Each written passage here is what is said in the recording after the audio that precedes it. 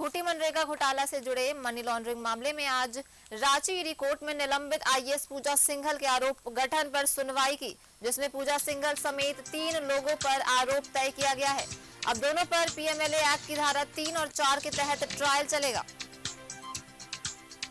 खूंटी मनरेगा घोटाला में निलंबित आईएएस पूजा सिंघल सहित 3 लोगों पर आरोप तय हुआ है और पीएमएलए एक्ट की धारा 3 और 4 के तहत चलेगा ट्रायल।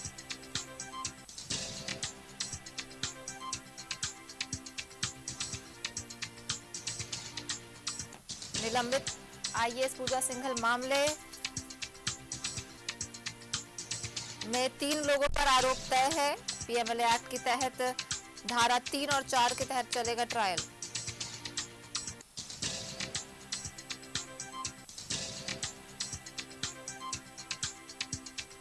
तीनों पर पीएमएलए एक्ट के तहत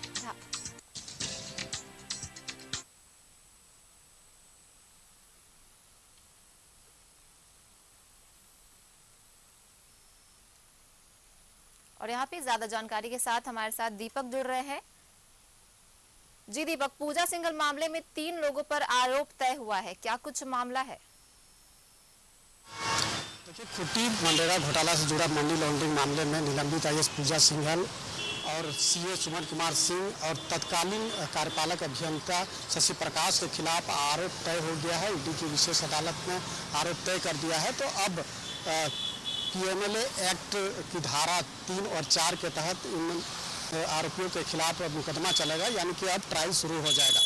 ये जो पूरा प्रकरण है, यह मामला है खूंटी मनरेगा घोटाला से जुड़ा मामला है और इस मामले में ईडी ने बीते 6 और 7 मई 2022 को निलंबित आईएएस पूजा सिंघल, उनके पति अभिषेक झा और सीए सुमन कुमार सिंह के अलग अलग ठिकानों में पर ईडी ने एक साथ छापेमारी की थी और उस छापेमारी में सीए सुमन कुमार सिंह के ठिकानों से 19 करोड़ 31 लाख रुपए कैश के साथ कई अहम दस्तावेज बरामद किया था।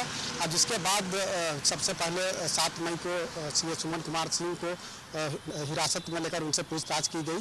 पूछताछ के क्रम में ईडी को जब साक्ष्य इकट्ठा हुआ तो उनके खिलाफ प्राथमिकी दर्ज करते हुए उन्हें अदालत में पेश किया गया और पेशी के दरमियान ही उन्हें 2 से 3 बार रिमांड पर लेकर उनसे पूछताछ की गई। उसके बाद 11 मई 2022 को निलंबित आईएएस पूजा सिंघल को ईडी दफ्तर बुलाया गया और उनसे पूछताछ की गई और साक्ष्य मिलने के बाद उन्हें 11 मई 2022 को उनके खिलाफ प्राथमिकी दर्ज की और उन्हें एफआईआर दर्ज करते हुए उन्हें ईडी की विशेष अदालत में भी उन्हें भी पेश किया गया और उनसे भी रिमांड पर लेकर उनसे कई बार ईडी ने पूछताछ की और इसके बाद जुडिशियल कस्टडी में भेजा गया। दोनों जुडिशियल कस्टडी में थे। हालांकि निलंबित आईएएस पूजा सिंघल को सुप्रीम कोर्ट से प्रोविजनल बेल मिला हुआ है, तो वो अभी फिलहाल जमानत पर चल रही है और इस मामले में ईडी ने 5000 से अधिक पन्नों का जो है वो चार्जशीट ईडी की विशेष अदालत में दाखिल किया। उसके बाद आरोप गठन के बिंदु पर अदालत में सुनवाई शुरू हुई और आरोप गठन से पूर्व आरोप मुक्त कराने के लिए निलंबित आईएएस पूजा सिंघल ने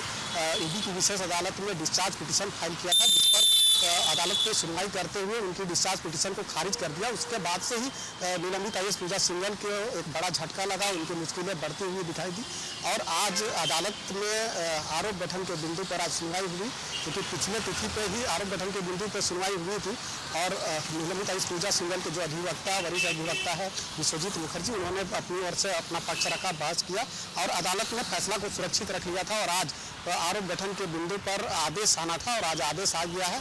तो निलंबित आईएएस पूजा सिंघल और सीए सुमन कुमार सिंह और जो तत्कालीन कार्यपालक अभियंता शशि प्रकाश, इन तीनों के खिलाफ अब पीएमएलए एक्ट की धारा 3 और 4 के तहत अब मुकदमा चलेगा। आरोप गठन हो गया है, तो अब आरोप गठन हो गया है तो अब ट्रायल शुरू होगा। ट्रायल शुरू होगा तो अब इस मामले में प्रोसिक्यूशन विटनेस अदालत के समक्ष पेश किए जाएंगे। उसके बाद बचाव पक्ष का ओर से गवाही होगी और दोनों पक्षों की गवाही होने के बाद बहस शुरू होगा और बहस के उपरांत फिर जो है कि मामला फैसले के नतीजे पर पहुंचेगा।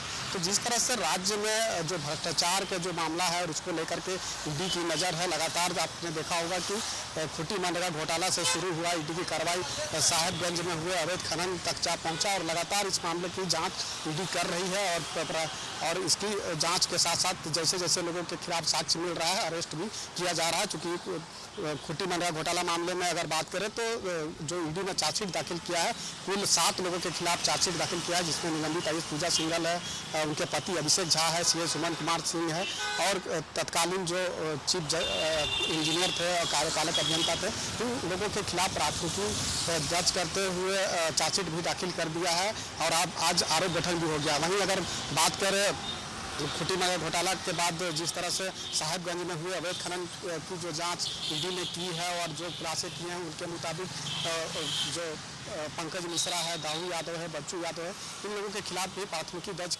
करते हुए पंकज मिश्रा को भी जुडिशल कस्टडी में भेजा गया है, बच्चू यादव भी जुडिशल कस्टडी में है।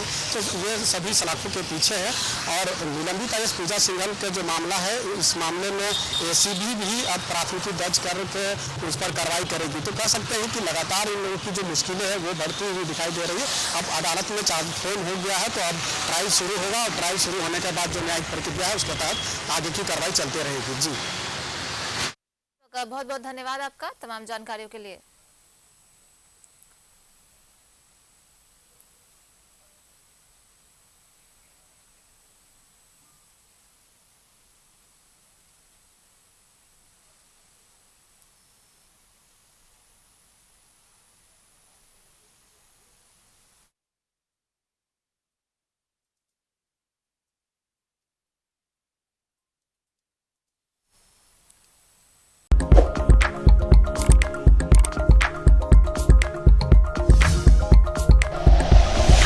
Like and share videos, subscribe करें हमारा चैनल और प्रेस करें बेल आइकॉन। न्यूज़ 11 भारत, सच है तो दिखेगा।